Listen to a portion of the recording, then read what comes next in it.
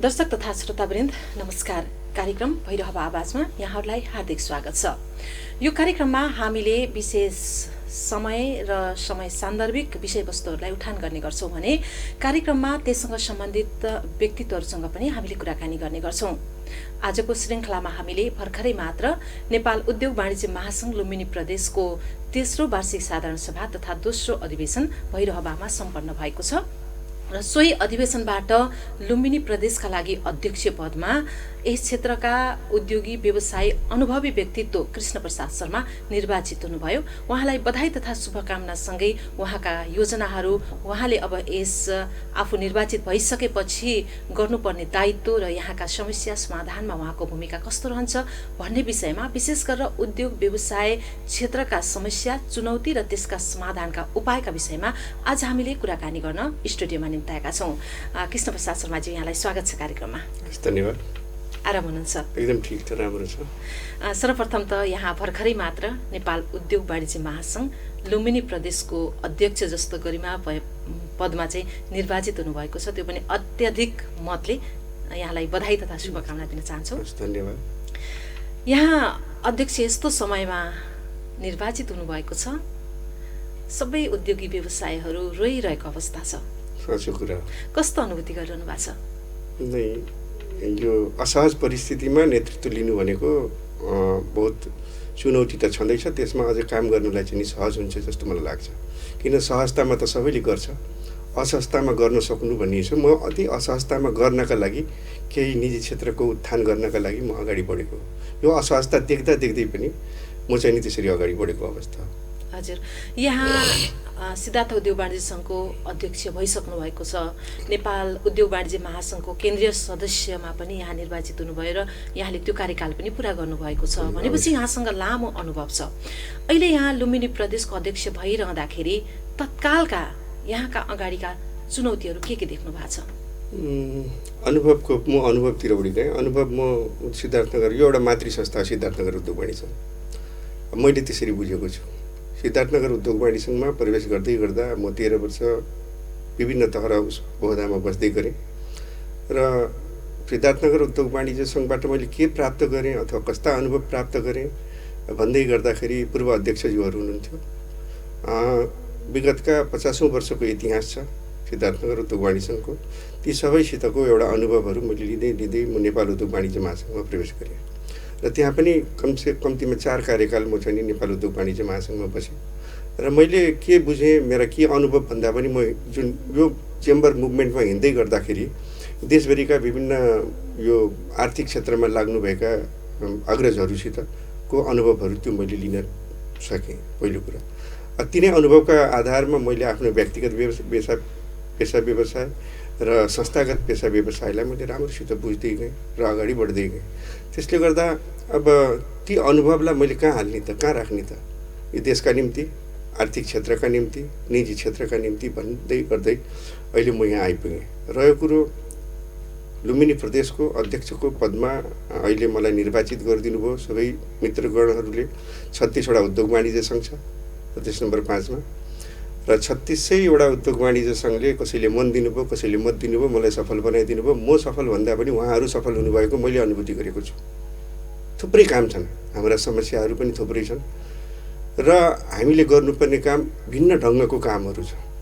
हामीले एउटा तत्काल समस्यालाई समाधान गर्नुपर्ने कामहरू छ भने एउटा दीर्घकालीन रूपले समाधानका लागि पैरवी गर्ने कार्यहरू हाम्रा छन् र नितान्त रूपमा भन्नुपर्दा सरकारसितको सहकार्य बिना हाम्रो जुन संस्थागत विकास हुन सक्दैन भन्ने कुरा हामीले बुझेका छौँ र सरकारले पनि यो कुरो बुझ्नै पर्छ। किन उद्देश्य एउटै लिएर बोकेर हिँडेका छौँ, आर्थिक समृद्धि, आर्थिक विकास, होइन? राज्यले पनि त्यही गर्ने हो। त्यस अर्थमा सरकारसितको भूमिकामा हामी रहन्छौँ, रहनै पर्छ जस्तो मलाई लाग्छ। हजुर, अब यहाँले भन्नुभयो जस्तो ठ्याक्कै अहिले तत्काल समाधान गर्नुपर्ने तत्कालीन समस्याहरूलाई चाहिँ यहाँले कसरी हेर्नु भएको छ? के छन् उद्योगी व्यवसायका तत्काल सरकारले गर्नुपर्ने अथवा उद्योगी व्यवसायहरूले गर्नुपर्ने र उद्योगी व्यवसाय जुन अहिले यो धराशयी अवस्थामा पुगेको छ यसलाई अलिकति माथि उठाउन अथवा आफ्नो लयमा फर्काउन गर्नुपर्ने कुराहरू के देख्नु भएको छ? अहिले यो विगत 8-9 महिनादेखिको त एउटा सङ्क्रमणको कुरा हो, भयावह स्थिति थियो। त्यसमा सरकारको पनि नियन्त्रणमा थिएन र निजी क्षेत्रको नियन्त्रणमा पनि थिएन र दुवै क्षेत्रले आफ्नै ढङ्गबाट प्रयास गरियो होइन। आज यो स्थितिमा छौँ, कोभिडको पनि खासै प्रकोप अहिले देखिँदैन। त्यो अवस्थामा प्रभावित भएका उद्योग व्यवसायहरू एउटा पाटो छ भने अर्को पाटो के छ भने तपाईँको नीतिगत सुधार गर्नुपर्ने विषय छ। त्यो सरकारसित सहकार्य गरेर जाने। हजुर, जस्तै नीतिगत सुधारमा यहाँको अनुभवमा अहिले गर्नुपर्ने कुराहरू के छ? नीतिगत सुधारको सन्दर्भमा हामीले 20 वर्ष अगाडि कुनै उद्योग स्थापना गऱ्यौँ, व्यवसाय सिर्जना गऱ्यौँ, समय अनुकूल समय परिस्थितिले त्यो परिवर्तन हुँदै गयो।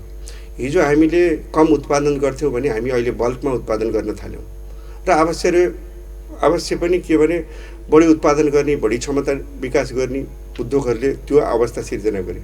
जतिखेर हामीले लाइसेन्स प्राप्त गरेका थियौँ अथवा इजाजत प्राप्त गरेका थियौँ, त्यो अवस्थाको नीति र अहिलेको नीति, त्यही अवस्थाको नीतिले अहिलेको व्यवसाय र अहिलेको उद्योग चल्न बहुत गाह्रो छ।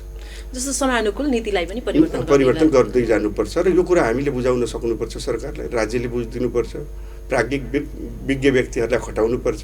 अब सामान्य कुरो 10 हर्स पावरमा चलाउने उद्योग आज 40 हर्स पावरमा चल्छ भने अवश्य पनि विद्युत हामीलाई चाहियो होइन। र मेरो लाइसेन्समा उल्लेख भएको र अहिले प्राप्त गर्ने क्षमता त्यहाँ पनि चाहियो। हिजो हामी 8 घन्टा उद्योग चलाउँथ्यौँ, अब हामी 12 घन्टा उद्योग चलाउनुपर्छ भन्ने हामी सोच राख्छौँ। हामी 24 घन्टा पूर्ण क्षमतामा उद्योग चलाउने परिस्थिति छ। ठुला ठुला मेसिनहरू, यन्त्र उपकरणहरू हामीले ल्याइयो, त्यसलाई 2 घन्टा चलाएर हाम्रो उद्देश्य पुरा हुन सक्दैन। त्यसले गर्दाखेरि हामी 24 रातो दिन हामी चलाउनुपर्छ। हामी शनिबार भन्दैनौँ, हामी बन्द भन्दैनौँ, हामी बिदा भन्दैनौँ। हामी त्यो हिसाबले त्यो वातावरणको लागि नीतिमा संशोधन भएर आउनुपर्छ जस्तो लाग्छ। अरू यस्ता विषय थुप्रै छन्, यस्ता नीतिगत सुधार गर्नुपर्ने विषय, त्यो राज्यले पनि खेलाउँदै जानुपर्छ र हामीले पनि त्यो कुराहरूलाई राज्यसित अनुभूति अथवा ती समस्याहरूलाई व्यक्त गर्दै जानुपर्छ भन्ने मलाई लाग्छ। हजुर, अब यहाँका यति समस्या छन् होइन उद्योग व्यवसायका, जस्तै उद्योग दर्ता भइसकेपछि पनि त्यसलाई चाहिँ दीर्घकालीन रूपमा लैजानको लागि होइन विभिन्न अवरोध बाधाहरू सिर्जना गर्ने गरिन्छ।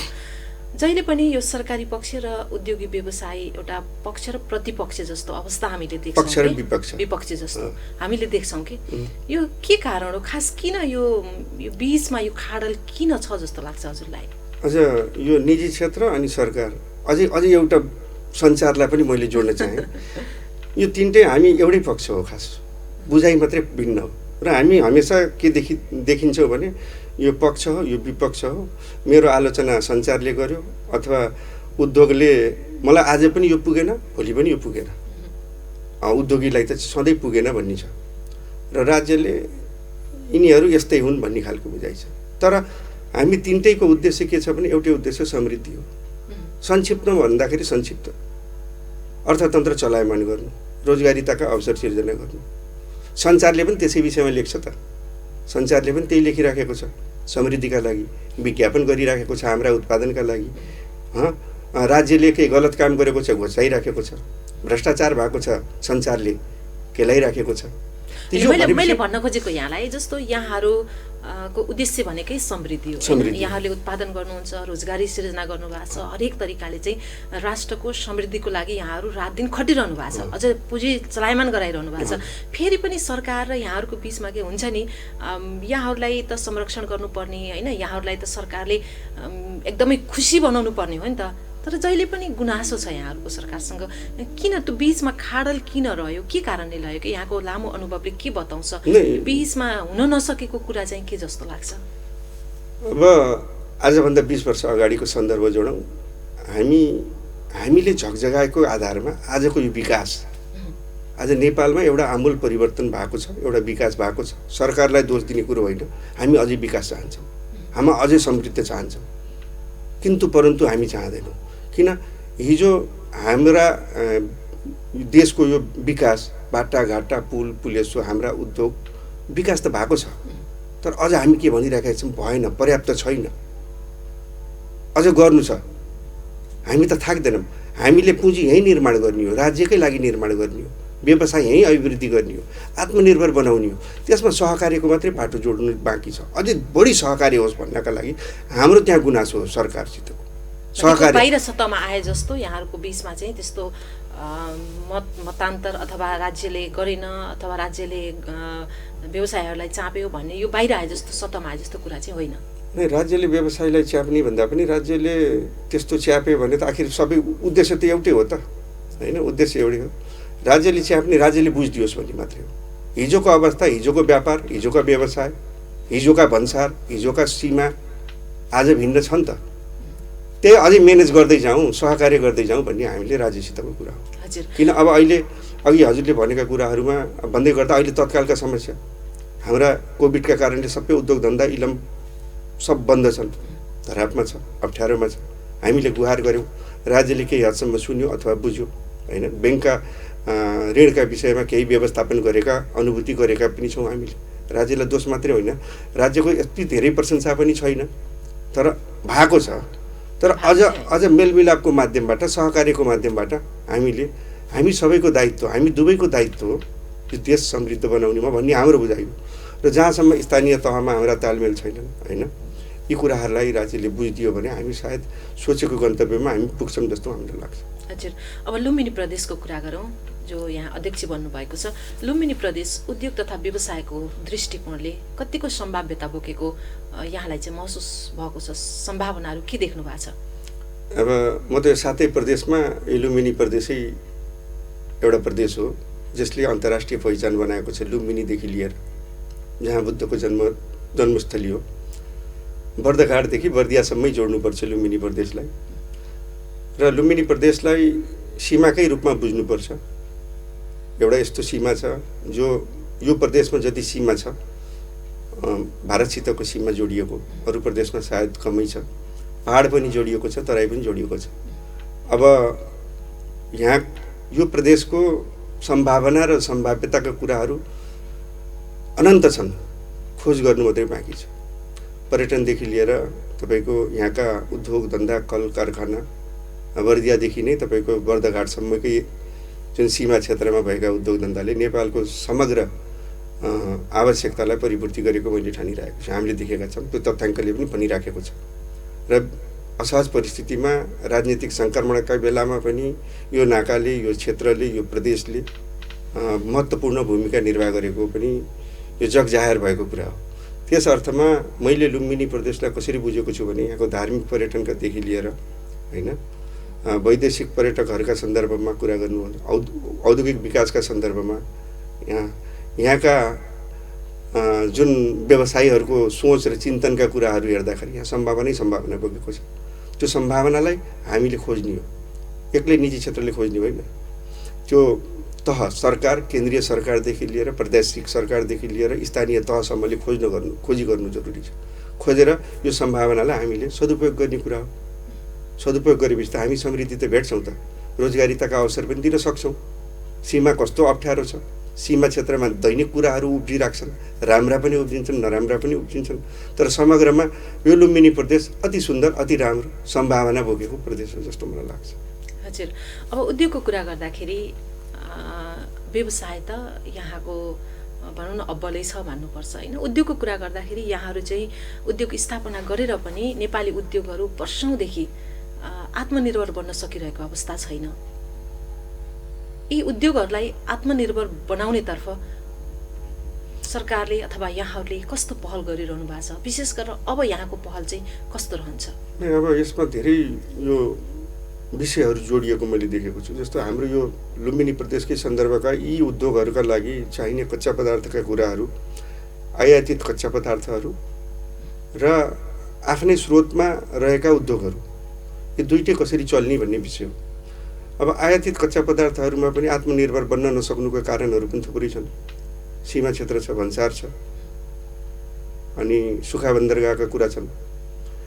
व्यवस्थापन राम्रोसित भएको छैन, त्यो व्यवस्थापन गर्न जरुरी छ, अनि बल्ल आत्मनिर्भर बन्छ। हामीले यहाँका उद्योगहरूमा प्रयोग गरिने कच्चा पदार्थ अधिकांश भारतबाट आउँछ।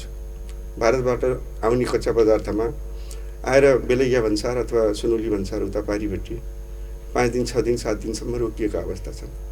त्यो रोकिँदै गर्दाखेरि त्यो गाडीले लिने डिटेन्सन र डेमेरेजका कुराहरू छन् नि।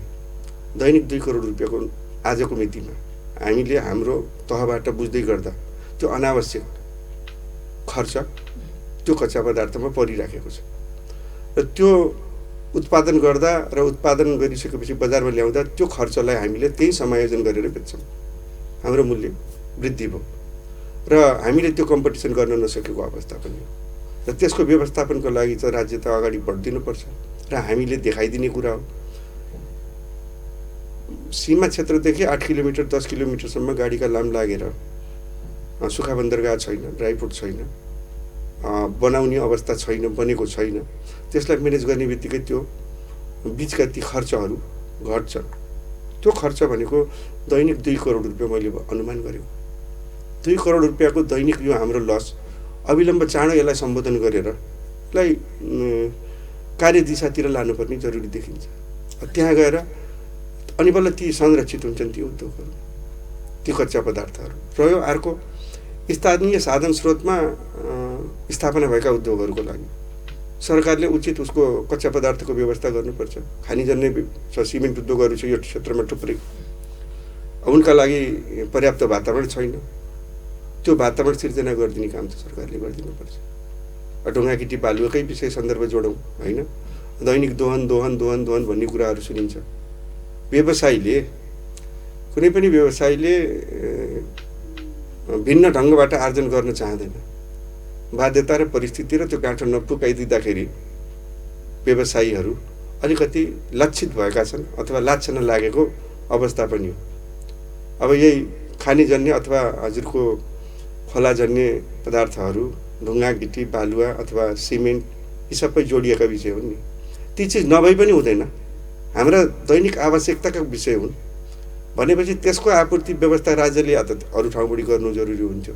त्यो अवस्था छैन। हामीसितै साधन छ, हामीसितै स्रोत छ, त्यसलाई म्यानेज गर्ने कुरा हो। त्यो म्यानेज गर्ने विषयमा सरकार चाहिँ गम्भीर भयो भने अनि बल्ल सस्टेन गर्छ यहाँका उद्योगहरू। अवस्था त हामीले देखेको त्यो अवस्था हो। मैले सुरुमै सोधेको प्रश्न फेरि यहाँ दोहोऱ्याउन चाहन्छु। यहाँले भन्नुभयो नि जस्तै सरकारले इजाजत दियो, यहाँहरूले उद्योग खोल्नुभयो होइन। अहिले त्यही नवीकरण नभएर उद्योगहरू चाहिँ भनौँ न, एकातिर सरकारले भनेछ अवैध तरिकाले सञ्चालन गरे, फेरि आफैले दिइरहेको लाइसेन्समा अनुमति पत्रमा होइन, यो बिचमा चाहिँ नमिल्नुको के कारण हो भने नीतिगत समस्या त हो होइन, नीतिगत सुधार हो। यस्तो कुराहरू जस्तो उद्योग व्यवसायहरूलाई सरकार फेरिने बित्तिकै समस्या हुने होइन, अथवा एउटा पार्टी हटेर अर्को पार्टी सरकारमा जाने बित्तिकै समस्या हुने, यो सबै समस्याको दीर्घकालीन समाधानको लागि कस्तो नीति हुनुपर्छ? मैले यहाँलाई सुरुमै सोध्न खोजेको यो प्रश्न हो, ताकि कुनै पनि राजनीतिक प्रभावले अरू कारणले उद्योग व्यवसायमा चाहिँ त्यसको छाया, त्यसको असर चाहिँ नपरोस्। दीर्घकालीन असर नपर्नका लागि जस्तो मैले अहिले उदाहरणको स्वरूप लुम्बिनी कोरिडोर हेरौँ। सामान्य यहाँबाट हामी लुम्बिनी कोरिडोर आज 20 वर्ष अगाडि चाहिँ त्यहाँ उद्योग स्थापना भयो, 30 वर्ष अगाडि 40 वर्ष अगाडि। ती उद्योगहरूले त अनुमति पत्र त लिए त राज्यसित लिए, स्थान देखाए तोकियो, उद्योगले स्थान देखायो तोक्यो, तत्कालीन नीति अनुरूप त्यहाँ स्थापना भए, विरोध भएन, वातावरणीय क्षतिका कुराहरू EIA IE रिपोर्ट प्रतिवेदन तयार भयो। त्यति बेला अवस्था के थियो? जनघनत्व कम थियो, उद्योग स्थापना भयो। स्थापना हुँदै गर्दाखेरि म एकदम सूक्ष्म तरिकाले मैले यसलाई व्याख्या गर्न चाहिरहेको। उद्योग स्थापना भइसकेपछि त्यहाँ श्रमजीवीहरू आउनुभयो, थुप्रैले रोजगारीका अवसर प्राप्त भयो, उत्पादन सुरु भयो, उद्योग चल्यो। बढ्दै गर्दा त्यो गाउँ बस्ती त्यो एरिया त्यो क्षेत्र नै एउटा सबल सक्षम आर्थिक रूपले बन्दै गयो। कसैका पेसा चले, होटल पेसा चले, कसैका पुस्तक पेसा चले, कसैका के चले, सबै समृद्ध भए, काम पनि भयो, कमाइ पनि भयो, रोजगारीताको अवसर पनि प्राप्त भयो, उद्योग पनि चल्यो, ठिक छ। अब आयो त्यो त त्यति बेला त्यो नीति त थियो त, उद्योग चलाउने भनेर नीति अनुरूपै इजाजत प्राप्त गरियो हामीले, यही लुम्बिनी क्षेत्रकै सन्दर्भ। अब अहिले आएर विकासको गति क्रमबद्ध तरिकाले अथवा सबै यो एउटा भनौँ न एउटा प्रक्रियागत ढङ्गबाट विकास त भयो, जनघनत्व बढ्यो। अब त्यहाँ फेरि पर्यावरण र प्रदूषणका कुराहरू आए, अथवा यस्ता विकास भए, यस्ता बाटाघाटा चिल्ला बाटाघाटाका अगाडि यस्ता सिमेन्ट उद्योग देखिन थाले। यो त भएन भन्दाखेरि त्यहाँ के गर्ने? त्यसलाई कसरी नीतिगत सुधार गर्ने? नीतिगत सुधार गर्न त पर्यो, त्यो कुरो नीतिगत सुधारका कुराहरू होइन, समय अनुकूल। या अब ती उद्योगहरू उद्योग हो, केही प्रदूषण हुन्छ, केही नियन्त्रण गरिन्छ। जति नै नियन्त्रण गऱ्यो भने पनि केही त्यो मापदण्डमा हामी बस्दै गर्दाखेरि पनि मापदण्डका कुराले गर्दाखेरि फेरि उद्योगहरू बन्द हुने अवस्था सिर्जना हुन्छ। अब त्यसलाई स्थानान्तरण कसरी गर्ने? त्यसका लागि त राज्यले दीर्घकालीन आज बनाउने योजना 100 वर्षसम्म हुने खालको योजना बनाउनु जरुरी छ। भन्दै गर्दा आजको गाउँपालिका, हिजोका गाउँपालिका, वडा, भोलि नगरपालिका त बन्दो रहेछ त अहिले हामीले देखियौँ। भनेपछि 100 वर्षको प्लानिङ गर्दै जानुपर्छ राज्यले। नीति पनि 100 वर्षसम्म चल्ने नीति बनाउनुपर्छ। अब जहाँ एउटा एरिया तोक दिएको छ, त्यो एरियामा इजाजत दिएको छ भने 20 वर्षपछि त्यहाँ जनघनत्व बढ्छ, त्यहाँ फेरि पर्यावरण प्रदूषण हुन्छ। त्यो उद्योगलाई केही यस्तो नीतिगत एउटा व्यवस्था राख्न जरुरी छ कि सरकारले। ल ठिक छ, आवश्यक हुन त यो जति पनि हामीले हाम्रो भनेर बोलिरहेका छौँ नि, निजी क्षेत्र हाम्रो हाम्रो हाम्रो होइन, राज्यको। हामी त एउटा पात्र हौँ। हामीले त पुँजी अभिवृद्धि गर्ने हो। यहाँबाट कसरी विदेशी लगानी यहाँ भित्रिन्छ अथवा कसरी पुँजी वृद्धि हुन्छ, कसरी 4वटा फ्याक्ट्री हाम्रा बढ्छन्, हामी त्यो भन्छौँ। त्यो यो सबै समग्र रूपमा एउटा पात्र हो हामी ह्यान्डल गर्ने। खानी त भात दाल तरकारी हामीले यति नै हो। त्यसले गर्दा यो राज्यलाई मजबुत बनाउन गरेको हो निजी क्षेत्रले। राज्यले यो कुरो बुझिदिनुपर्छ र यी सबै कुराहरू राज्यकै लागि छोडेर जाने कुरा हो। एकछिनलाई चाहिँ नि एउटा प्रतिनिधिको रूपमा नै रहने हो हामी निजी क्षेत्र, त्यसरी सरकारले बुझिदिनुपर्छ। अब नीति बनाउँदाखेरि यहाँहरूको विषयमा सबै राज्यले नीति बनाइदिन्छ कि यहाँहरूको पनि सहकार्य रहन्छ? नै, हाम्रो पनि सहकार्य हुन्छ र हाम्रो पनि सहकार्य नहुने भने नेपाल उद्योग वाणिज्य महासङ्घ सिङ्गो छ, निजी क्षेत्रको प्रतिनिधित्वमूलक संस्था महासङ्घको प्रतिनिधित्व हुन्छ। तर अब जुन हामीले सामान्य कुराहरूलाई फेरबदल गर्दै जाँदा मैले कहीँ कता भनिरहेको थिएँ, 8 वर्षको छोराले लगाउने कोट 16 वर्षको भइरहँदा पनि त्यही लगा भनेर त मिल्दैन त, उसको जिउमा लाग्दैन त, ऊ मोटाएको हुन्छ, दुब्लो थियो त्यति बेला। र हाम्रा पनि अर्थव्यवस्थाहरू यो उद्योग धन्दा कल कारखाना व्यवस्था उही 8 वर्षको बच्चा जस्तै थियो नि त त्यति बेला। अब त ऊ 16 वर्षको भयो त। 16 वर्षको भइरहँदा उसलाई अलिक ठुलो साइजको कोट चाहिन्छ। नीति पनि त्यस्तै हो। त्यो अनुसारले नीति परिमार्जित र परिवर्तन गर्दै लिएर गइयो भने हामी सफल भइन्छ। र मैले गर्ने कार्य पनि त्यही हो। अहिले तत्कालीन समस्या के छ त हाम्रो? त हामीले यो गर्छु त्यो गर्छु भन्दा पनि समग्र हाम्रो लुम्बिनी प्रदेशभित्र रहेका व्यवसायीहरूको समस्या के हो त तत्काल? त्यो आउने समस्यालाई समाधान गर्ने र नीतिगत समस्यालाई सुधारका लागि राज्यसित पैरवी गर्ने। त्यो चाहिँ नि मैले यो भन्दा पनि के समस्या आउँछ त्यतिखेर उही 16 वर्षको छोरा र तपाईँको 8 वर्षको छोरा र 16 वर्षको छोरा जस्तै कुरो, विषय त्यति हो। हजुर, अब यहाँ चाहिँ यो लुम्बिनी प्रदेशको अध्यक्ष भइरहँदाखेरि लुम्बिनी प्रदेश लगायत देशभरै अहिले यहाँले भन्यो नि खानीजन्य उद्योगहरूको नवीकरण नभइरहेको अवस्था छ। सक्नुहुन्छ यहाँले नवीकरण गराउन? नै, मैले होइन, राज्यले गर्नुपर्छ। राज्यको आवश्यकता हो कि होइन? हो नि।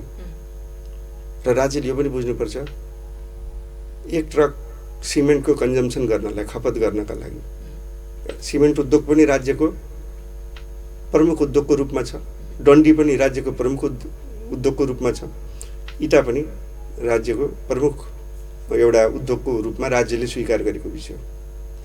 र खालि यो खानीजन्य ढुङ्गा गिट्टी बालुवालाई किन यस्तो खेदै अथवा के लाग्छ हजुरलाई यो हामीले बुझाउन नसकेको कुरा जस्तो लाग्छ। राज्यलाई आवश्यकता छैन भने त्यो अनुसारले सम्पूर्ण उद्योगहरू बन्द गरिदिनुपर्छ, होइन? नभए उचित व्यवस्थापन गर्नुपर्छ। नभए तपाईँको सिमेन्ट उद्योगलाई सस्टेन गर्नका लागि, सिमेन्ट उद्योग चलाउनका लागि 1 ट्रक सिमेन्ट खपत गराउनका लागि 8 ट्रक खानीजन्य त्यो ढुङ्गा गिट्टी बालुवा लाग्छ। यो बुझिदिनु पर्यो नि त उहाँहरूले। मैले त बुझेको छु। नबुझेर हो कि बुझेर बुझ पचाउनु? बुझ्नु भएको छ, तर अलिकति यो व्यवस्थापन गर्नमा त्यस्ता विज्ञ समूहलाई प्रयोग गरेर जनस्तरमा अथवा यो क्षेत्रगत रूपमा फिल्डमा खटाएर वास्तविकता के हो त? आज थुप्रै स्थानीय निकायहरू यही खानीजन्य यही ढुङ्गा गिट्टी बालुवाबाट सफल भएका स्थानीय निकायहरू पनि छन्, जसको वार्षिक 50 करोड 40 करोड रुपियाँ आम्दानीका स्रोतहरू छन्। त्यसले गर्दाखेरि अथवा यो चिज आवश्यकतै होइन हाम्रो भने त दिनै हुन्न नि। देशलाई बर्बाद ध्वस्त गर्ने हिसाबले त जानु पनि हुँदैन। र जहाँसम्म मेरो बुझाइ के भने आवश्यकता छ, राज्यलाई पुरै थाहा छ, बुझेको छ। अब मापदण्डका कुरा छन्। मैले अघि भनिहालेँ, लुम्बिनी आज हाम्रो गहना हो, पर्यटकीय क्षेत्र हो, हामीलाई पर्यटन प्रवर्धन गर्न छ, होइन? उद्योग कल कारखाना पनि बचाउनु छ। उचित व्यवस्थापन त गर्न जरुरी छ राज्यले। हिजो आजभन्दा 30 वर्ष अगाडि राज्यले लगा कर आत्मनिर्भर बन्नुपर्छ सिमेन्टमा। आज सिमेन्टमा आत्मनिर्भर बनिसक्यो। अब त्यसलाई चाहिँ जरोबाट काट्न त मिलेन। त्यसलाई उचित व्यवस्थापनका लागि राज्य र निजी क्षेत्रसितको एउटा छलफल चल्न जरुरी छ। र पर्यटन हाम्रो ठुलो एउटा स्रोत पनि हो। लुम्बिनी हाम्रो गहनै भयो। त्यस अर्थमा राज्यले यो कुरोलाई बुझेर अगाडि बढ्नुपर्छ। तर बुझ्दैछ, गर्छौँ होइन, आज गर्ने काम आज गरिदिनुहोस्। हरेक दिन हरेक क्षण व्यापारीको लागि। हामी शनिबार भन्दैनौँ, हामी रात भन्दैनौँ। हामी हाम्रा लागि होइन, राज्यको लागि पनि हो। केही क्षण हाम्रो लागि हुनसक्छ, तर समग्रमा हामीले लगाएका, एउटा व्यक्तिले लगाएका 30वटा उद्योग पनि छ। त्यो 30वटा उद्योग त उसले खानी लाने त होइन त, कुनै बाहिर पठाउने त पनि होइन। त्यो त देशकै हो। पात्र चेन्ज भइरहेको छ। बाउले गर्यो, छोरो होला, छोरो भएन भने कोही छिमेकले आएर गर्ला। हजुर, अब एउटा उद्योग स्थापना भइसकेपछि त्यसलाई दीर्घ रूपमा कसरी अगाडि बढाउने भन्ने एउटा प्रश्न भयो होइन। अर्को कुरा चाहिँ उद्योग सञ्चालन गर्न नै अथवा दर्ता गर्न, स्थापना गर्न नै कतिको झन्झटिलो छ? नै झन्झटिलो। हामी त त्यही भनिराखेका छौँ, एकद्वार प्रणाली कहाँ छ त? एकद्वार प्रणाली हुनु पर्यो नि त। मैले लिने अनुमति, मैले लिने इजाजत, मैले बनाएको प्रस्तावना एक ठाउँमा लगेर दिने बित्तिकै त्यसको एकै ठाउँबाट अन्त्य हुने व्यवस्था राज्यले गर्नुपर्छ। हामीले पटक पटक यो भनिराखेका छौँ। त्यो भयो भने सहज हुन्छ। अब आज तपाईँको अन्तर कार्यालय, अन्तर मन्त्रालय समन्वय छैन। एउटा उद्योगले कति मन्त्रालय झेल्न परेको छ, एउटा उद्योगले कति कार्यालय झेल्न परेको छ, यो कुरो त जगजाहेर छ, स्पष्ट छ नि त होइन। वन डोर सिस्टम गरिदिनुहोस् न। एक द्वार प्रणाली हामीले खोजेको। कर पनि छ नि, अनन्त कर छ नि, एकै ठाउँमा लिइदिनु न, एउटै कर हामी भन्छौँ। अब राज्यले अब कर लिने पनि 10 ठाउँमा। अब हामी कर लियो भनेर कराई गर्छ। राज्यको पनि आफ्नै नीति छ, आफ्नै नियम छ, त्यसलाई परिमार्जित गरिदिनुहोस्। कर त हामी तिर्छौँ त होइन। कसलाई आरोपित भएर व्यापार गर्न अथवा व्यवसाय गर्न त इच्छा छैन त। यो छल गर्यो भन्छन्, विभिन्न कुराहरू उठ्छन्, सुनिन्छ, यदाकदा सञ्चार क्षेत्रबाट पनि यो कुरा आइराखेको हुन्छ। त्यो होइन। सञ्चार क्षेत्रलाई पनि के आग्रह छ भने वास्तविकता के रहेछ त भनेर पहिचान गर्न पर्यो। अब सबै विषयमा सबै विज्ञ हुँदैनन्। अब हामी त व्यापार जानेका छौँ, उद्योग जानेका छौँ। सञ्चार त हामी बुझ्दैनौँ, तर हामीले सञ्चारलाई पनि बुझ्ने प्रयास गर्नुपर्छ। सञ्चारको बाध्यता के हो त? इमान्दारी, सत्य, तथ्य लेख्नेको पनि त केही कारण छ। जे छ त्यो लेखेको छ, त्यो हामी बुझ्ने प्रयास गर्छौँ। त्यस्तै सञ्चारले पनि बुझ्ने प्रयास गरिदिनुपर्छ। वास्तवमा त्यो व्यवसाय अथवा अघि मलाई गर्दै गर्नुभएको प्रश्न, अब लाइसेन्सै नवीकरण किन भएको छैन त? सत्य के हो त? सत्यमा गएर खोज गर्यो भने त्यो निस्किन्छ नि। आज बताइदिनुहोस् न त, सत्य के हो, किन भइरहेको छैन? नै अब यो यस्तो छ कि अब नेपालमा एउटा लहर चल्छ कि एउटा कुनै पेसा चल्यो, त्यो पेसाको पछाडि मान्छे केन्द्रित हुने। कहिले हेर्नु न, विगतदेखि अहिलेसम्म एक जमाना नाइट बस भरियो, एक जमाना स्कुल भरियो होइन। अनि फेरि आएर तलमाथि उताल तराप। यो के भने सकारात्मक सोचको विकास गर्न जरुरी छ। हामी सबैले सञ्चारले नै त्यसको तथ्य खोजिदियोस् न भन्ने पनि छ हामीलाई। वास्तवमा ती व्यवसायले दोहनै गरेको त त्योभन्दा अरू गरेको भए पनि त नियमन गर्नु पर्यो सरकारले। सरकारले नियमन गर्नु पर्यो होइन, त्यस्तो विषय होइन। तर के भने उही अब अहिले नवीकरण भएको छैन भन्नुभयो नि, हो नवीकरण भएको छैन। त त्यो उद्योगबाट उत्पादन भएको बिक्री वितरणमा मूल्य अभिवृद्धि कर पनि त्यो उद्योगले तिरेको छ होइन। आन्तरिक राजस्व कार्यालयमा कर, वार्षिक कर पनि तिरेको छ। स्थानीय तहमा मनग्गै हजुरको अब हामी भन्छौँ दोहोरो तोरी, यसको विषयमा पनि तिर्दै जानुपर्ने छ। एउटा उद्योगले वार्षिक रूपले त्यहाँ उद्योग लगाए बापत 38 लाख रुपियाँ, 35 लाख रुपियाँ, 40 लाख रुपियाँ एउटा उद्योगले तिर्न भन्नेको अवस्था पनि छ। स्थानीय निकायले, नगरपालिकाभित्र रहेका उद्योगहरूले त्यो कुराहरू अब सस्टेन गर्न सक्दैन। अब उसले थेक्न सक्ने अवस्था त छैन। त्यही पनि जनतन कहीँ एक्का दुक्का चलिराखेको अवस्था हो। यसलाई सम्बोधन गरेन भने यहाँ भएका सिमेन्ट उद्योगलाई पनि त मार पर्छ। उनले सिमेन्टले मात्रै त घर बन्दैन। अवस्था त्यही हो। त्यसका लागि लाग्नुपर्छ होइन। अब नवीकरणको सन्दर्भमा कर लिनुभएको छ, त्यो नवीकरण त भयो त, स्वतः भयो। त्यो वैधानिक हो कि अवैधानिक? अब हजुरले लेखिदिनुहुन्छ अवैधानिक क्रसर भनेर होइन, सञ्चारले त लेखेछ त। रिन्यु नभएको अवैधानिक अनुमति एउटा दिएको छ, राज्यले पैसा पनि लिइराखेको छ, कर पनि स्थानीय निकायले पैसा पनि लिइराखेको छ होइन। त्यो वैधानिक अवैधानिक अनि फेरि जिल्ला प्रशासन तत्त देशभरिका जिल्ला प्रशासनका टोली त्यहाँ जान्छ, तेरो त मापदण्ड पुगेको छैन। मापदण्ड जतिखेर मैले उद्योग स्थापना गरेको छु अथवा हामीले गरेका छौँ त्यति बेला त मापदण्ड पुर्याएर गऱ्यौँ त। अब म यही कुरामा आउँछु, जस्तो यहाँले भन्नुभयो नि उद्योग सञ्चालन भइरहेछन् होइन, इजाजत पत्र पनि दिएको छ अनि सरकारले चला भनेर यहाँहरूले चलाउनु भएको छ, तर यहाँले भने जस्तै एउटा प्रमुख जिल्ला अधिकारी आउँछ उसलाई रिजाउनु पर्यो, अर्को त्यो जान्छ फेरि आउँछ अर्को रिजाउनु पर्यो होइन। यो सबै भनेको यो व्यक्तिगत रूपमा खुसी पार्नुपर्ने अवस्था त यो उद्योगी व्यवसायहरूको युनिटी नभएर पनि नै। युनिटी भन्नाले हामी एकदमै अब युनिटी भन्दाखेरि हामी युनाइट छौँ, हामी छौँ, त्यस्तो विषय होइन। तर अब वातावरण बाध्यता छ, वातावरण खोज्दै जाँदा हामी होइन, सम्बन्ध त हामी सबैसित राख्नै पर्छ। हामी व्यवसायी हो, व्यवसायीले सम्बन्ध राख्छ सबैसित। तर अब यो अघि मैले भने नि त हजुरलाई, इजाजत छ, सबै कुरो छ, बिल काटिएको छ, पैसा तिरेको छ होइन, ट्याक्स पनि बुझाएको छ भनेपछि त कहाँ अवैध भयो त? अब खाली अवैध कहाँ रह्यो? यही चिज युनिटीमा किन भन्न सक्नुहुन्न? यहाँहरू चाहिँ जस्तो ऊ आउँछ भेट्न जानुपर्ने, उसलाई खुसी गराउनु पर्ने, त्यो अवस्था किन सिर्जना हुन्छ भनेर म यही कुरामा आउँदैछु कि जस्तो यहाँहरू भनौँ न वैधानिक रूपमा यहाँहरूले सञ्चालन गर्नुभएको छ, यहाँहरूले यहाँको यो देशको उद्योगी व्यवसाय हो, यहाँहरूले देशलाई कर तिर्नु भएको छ होइन। राज्यले त यहाँहरूलाई त हाई गरेर सम्मान गरेर राख्नुपर्ने हो नि त। फेरि पनि यहाँहरू नै जहिले पनि व्यक्तिगत रूपमा रिजाउनु पर्ने, झुक्नु पर्ने, गर्नुपर्ने त्यो अवस्था किन सिर्जना भयो त भन्दाखेरि यहाँहरूले त्यो आवाजलाई बुलन्द गर्न नसकेर हो कि, अथवा उद्योगी पनि ठुला उद्योगी एकातिर, मझौला उद्योगी एकातिर, अथवा त्योभन्दा तलका उद्योगीहरूको सबैको भावना नसमेटिएको हो कि के हुन सक्छ? नै यस्तो हो कि अब केही नगर्नेलाई केही समस्या छैन, गर्नेका लागि धेरै समस्या छन् होइन।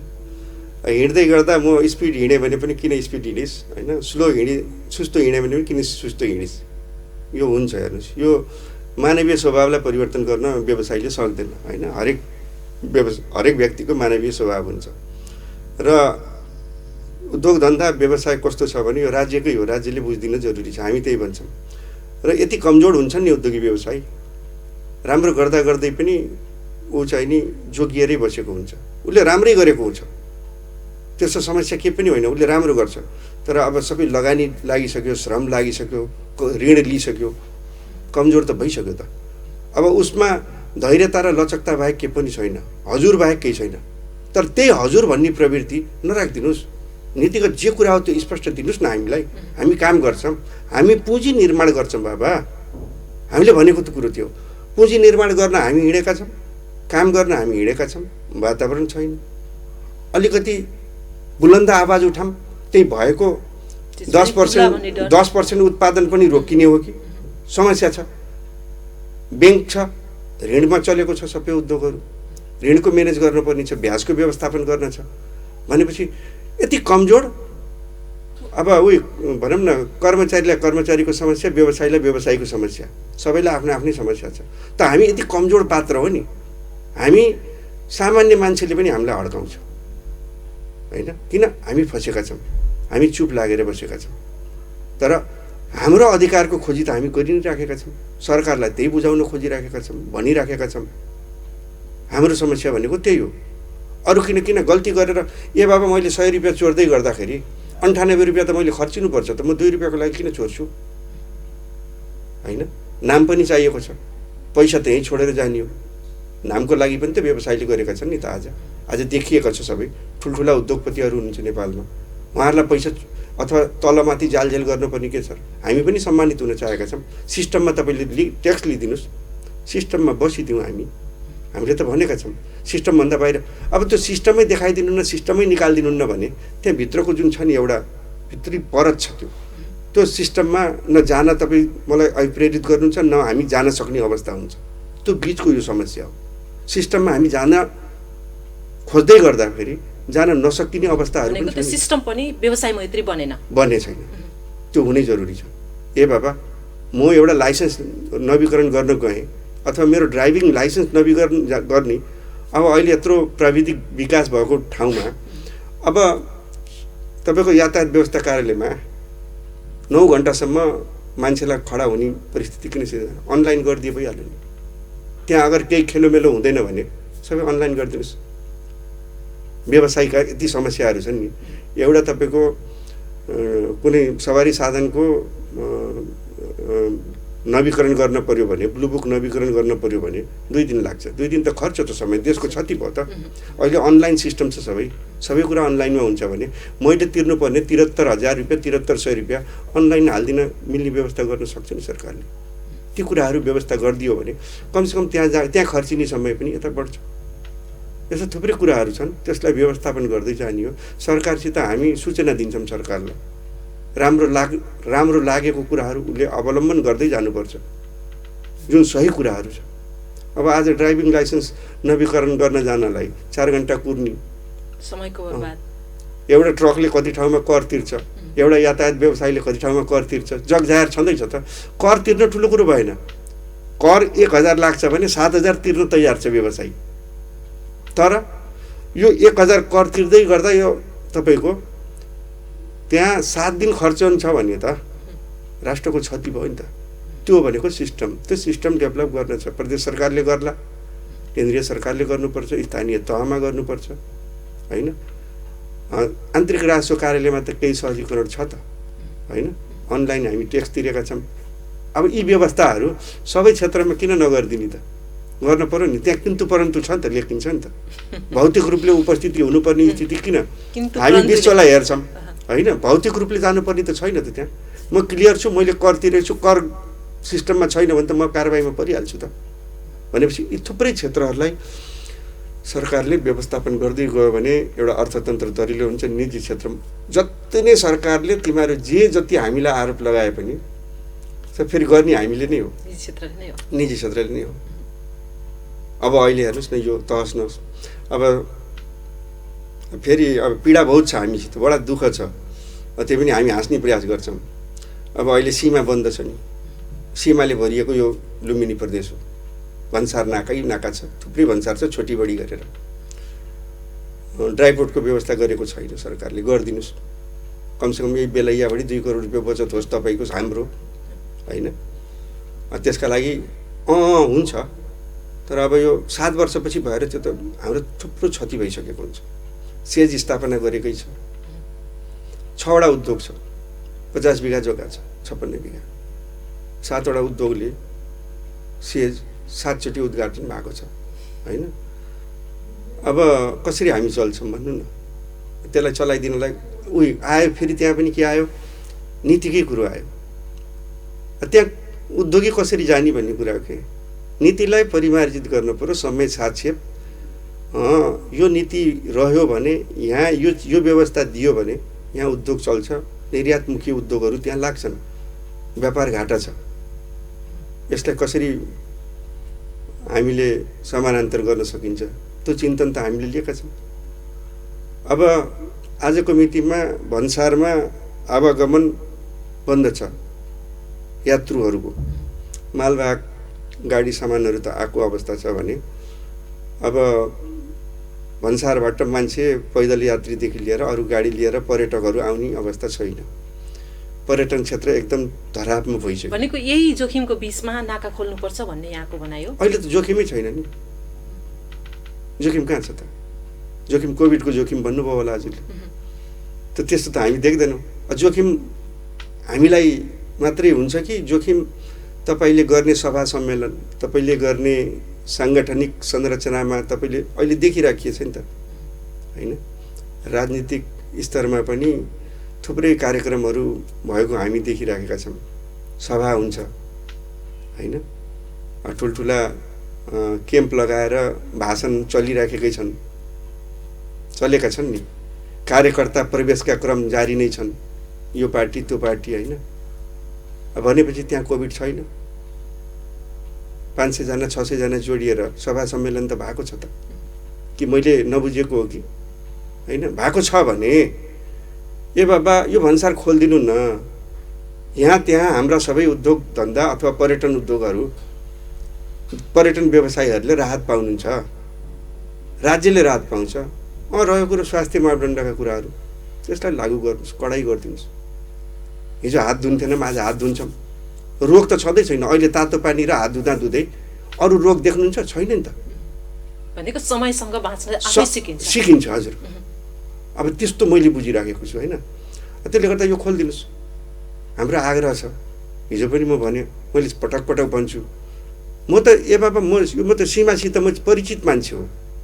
म यो सीमालाई राम्रोसित बर्दियादेखि लिएर बर्दघाटसम्मको सीमालाई म हिँडेको, आफै साइकल लिएर मोटरसाइकल लिएर हिँडेको क्षेत्र हुन् भनेपछि त्यहाँ चिनेको छु। सङ्क्रमण कहाँ छ त?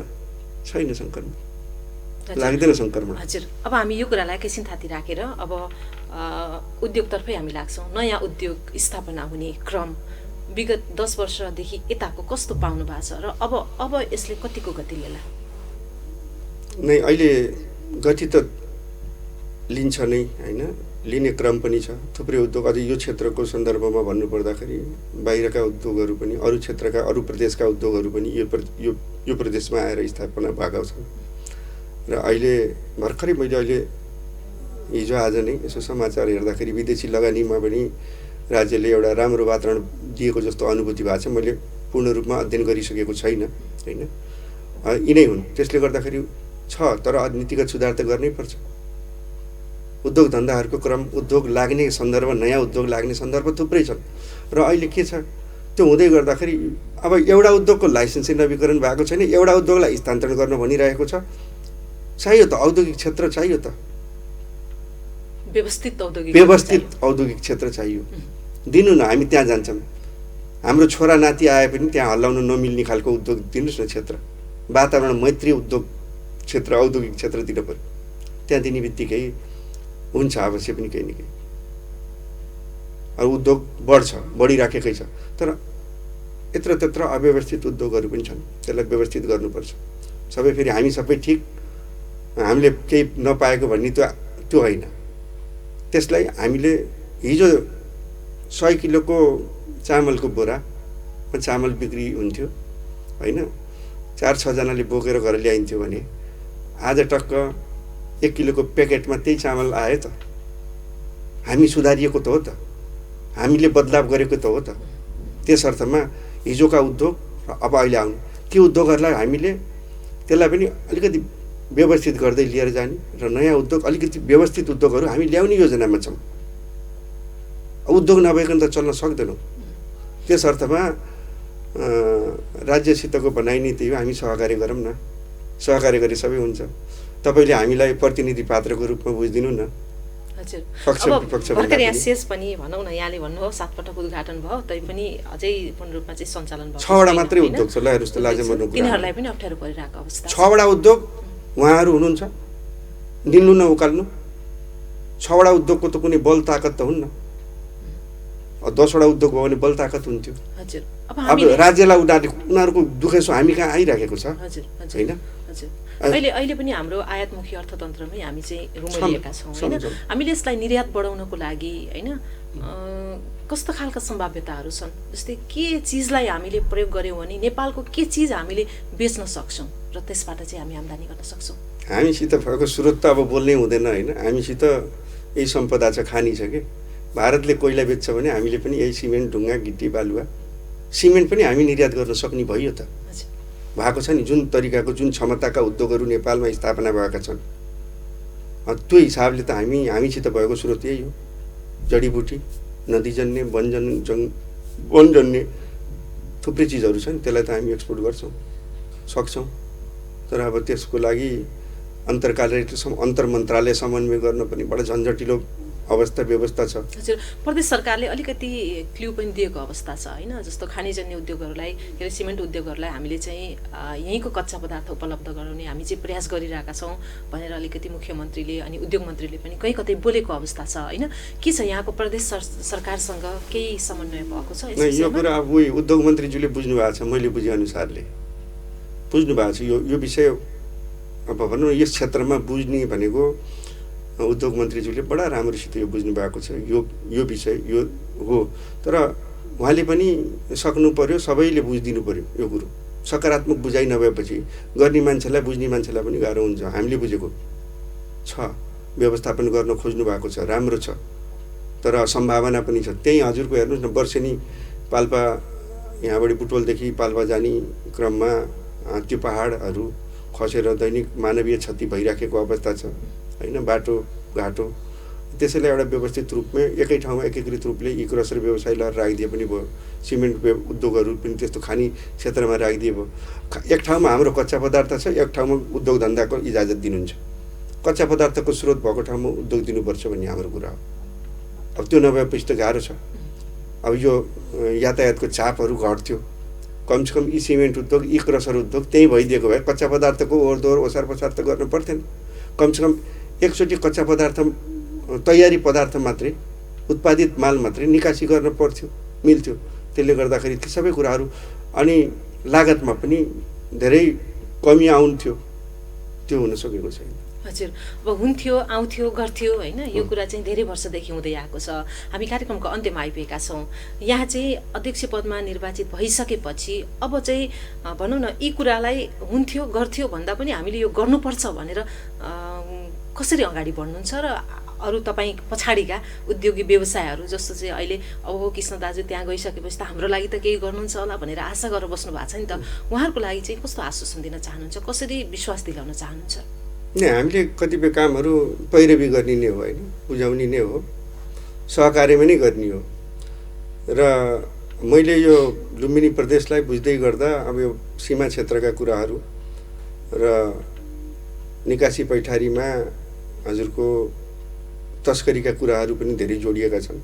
सीमा क्षेत्रका स्थानीय निकायहरूलाई पनि हामीले हेरेका छौँ भोलि गर्ने कार्यहरू, र सबैको सहकार्य हुनु जरुरी छ होइन। किन यो किन भइराखेको छ? रोजगारीताका अवसर दिन नसकेर हो कि राज्यले बुझ्ने कुरा अथवा हामीले बुझ्ने कुरा?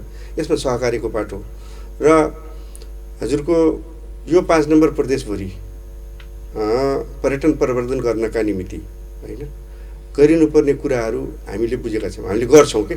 यो हुने थियो त्यो थियो होइन कि, हामी यही गर्ने सुरुवातै हो यो हाम्रो। आखिर एक पार्ट त राज्य छँदैछ नि, सरकार छ नि, प्रदेश सरकारसितको सहकार्यमा नै गर्ने कुरा हो, गर्छौँ। र यतिले भएन, अझै बढी गर्नु छ हामीलाई।